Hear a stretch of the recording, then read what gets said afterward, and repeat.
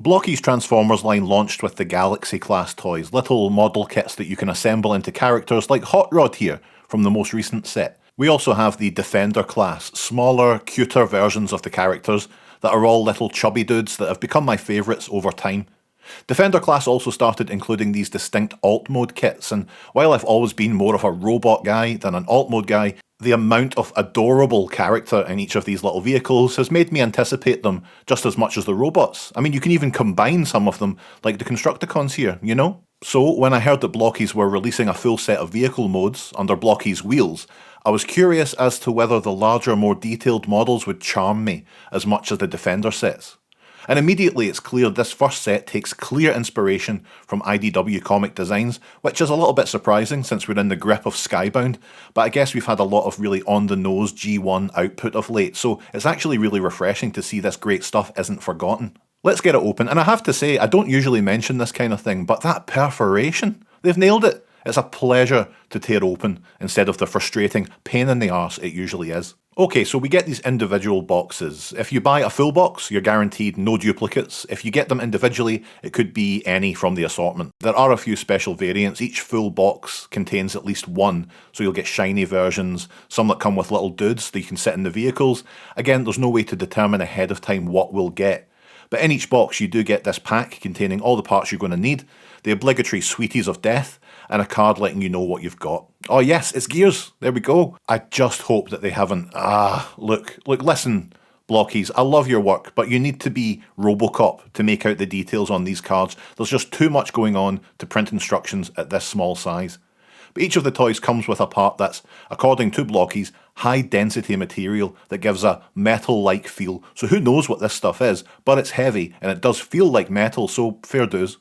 Assembling the kits is fairly straightforward if you zoom in on certain parts of the instructions with your phone a few times, and once you've done one of them, you're probably set for most of them. And look at little Gears here, he was fun to build, everything slides together pretty snug, and you can swap out the back bumper for this boost effect as well. It's a handsome little thing, it definitely feels more substantial due to the new material they're using. It's a great start. Next up is Drag Strip. Yep, I'm a big Stunticons guy, so I am delighted. I'm in my zone now, so I'm putting this together. It wasn't any bother. A nice big chunky upper canopy section in the heavier metal, and once it's together, I'm very into this design. Super sleek, something different to what we're used to, for sure. The boy rolls well, and that distinct metallic yellow sits well against the hot pink windshield. Good. Oh my goodness, is that the Emperor of Destruction himself, Megatron? Oh, that looks a bit more complex for sure. I'm sure we can handle it. I am ancient.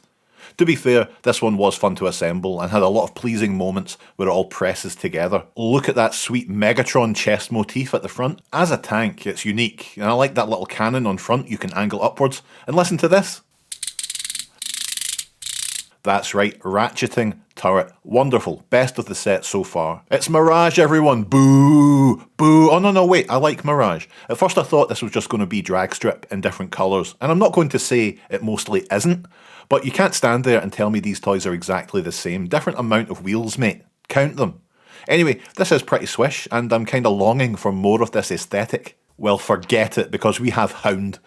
Okay, I like Hound too. This is the most Earth vehicle we've had so far, and even comes with a secret friend underneath. Hello! Yeah, this takes me back to just playing with cars, you know? A sweet build, with folding windshield, a fun turret on top, and like me, there's a spare tyre. Beautiful. Rounding up the first 6 models is Rodimus Prime, and that IDW look is through the roof. Love it. An easy one to put together, and yeah, it's pretty striking, isn't it?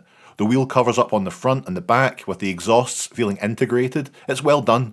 And it feels heavy and pointy enough you could embed this pretty far into a passing pumpkin or melon. Now that we've done half the set, let's have a look at just how these lads operate in an environment suited to their needs. Let's say Brave Maximus, perhaps. A good test of rolling capabilities. Each one of these cars is too large for the lift, but I suppose we can't judge Blokees too harshly for not considering compatibility with this toy from the year 2000. And anyway, isn't it always a great laugh to put cars down ramps?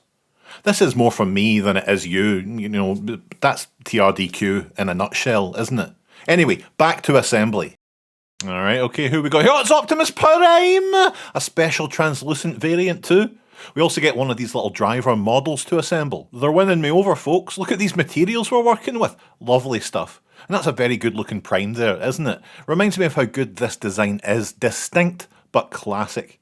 We put the little driver together. They're very small, like maybe too small for my fingers to put together easily, but we got there. They're surprisingly well articulated for the size too, and there's even an ab crunch. But look at this too, we can swing up the canopy and get them in Optimus Prime's cab. Broom, broom. Yes, this is just a nice item for me to hoard away under my sleeping belly. Next up is a fan favourite, Swindle, a Combaticon who feels like they're just going to be Hound again. And to be honest, they kind of are, but we get new bumpers. That lovely mustard and purple deco with a different turret and gun combo as well. I'm quite impressed by how much reuse they're getting out of these moulds, even if it is, you know, the first wave. Is that Scamper? Now, I like a Transformers nobody, but Scamper's a weird choice for your first wave. In fact, no, I guess it's a good thing. There's a mix of big names and lesser knowns. It's a simple one, but an undeniably cool vehicle mode. Canopy comes up, missiles can rotate, there's a robust elegance to it. 6 wheels too, it's more than 4. And he comes with a little, Matrix trophy. Immediately, it makes me think, is there lore here? Are they all racing? I love that. Quick man, flush the evidence, it's the fuzz. Prowl here is definitely in a form we don't see often, this Cybertronian futuristic form with the big canopy, police lights, large engine on the back. I like this look, could see a nice Batmobile in this form. More of this kind of thing. Next is Runabout, and yep, this is the coolest one. Look at this aggressive profile. I mean, I think I put it together correctly, probably. But yeah, look at that front grille, the doors open, the canopy flips up, coupled with this edgy, hard styling. I like this Runabout a whole lot. Last up is Swerve, another IDW favourite, and they're essentially Gears again, but with the crucial difference of this massive My First Blaster toy on top. Again, a new deco and accessory can go a long way, can't it? Plus, once we get IDW Swerve in the Galaxy or Defenders line, we'll be getting that blaster right into their hands pronto. Very charming and fun, and a nice way to wrap these lads up. Yeah, so these are pretty great, to be honest. If you like Hot Wheels, etc., these feel about on the same level scale-wise, and the quality's great. You probably want to know if the driver can fit in all the cars, don't you? No, fair enough, right, come on. Like, most of them are fine. Megatron doesn't have a place to sit as far as I know, and I cannot for the life of me get them into Rodimus because of my big sausage fingers. But the rest are pretty successful. Some need to be scrunched in there, but as long as you aren't hashy-bashy, you're good. It does make me think that each of these should probably have a driver with them, as it does add quite a lot to the experience. It probably falls outside their budget, but I'd love to see these in a variety of colours, and I hope for the next wave, if there is one, they'll think about it. Just 12 nice cars with the power to rock you. I could make room in my life for that, like cheese and crackers, or flying under my own power into an active volcano. Bye.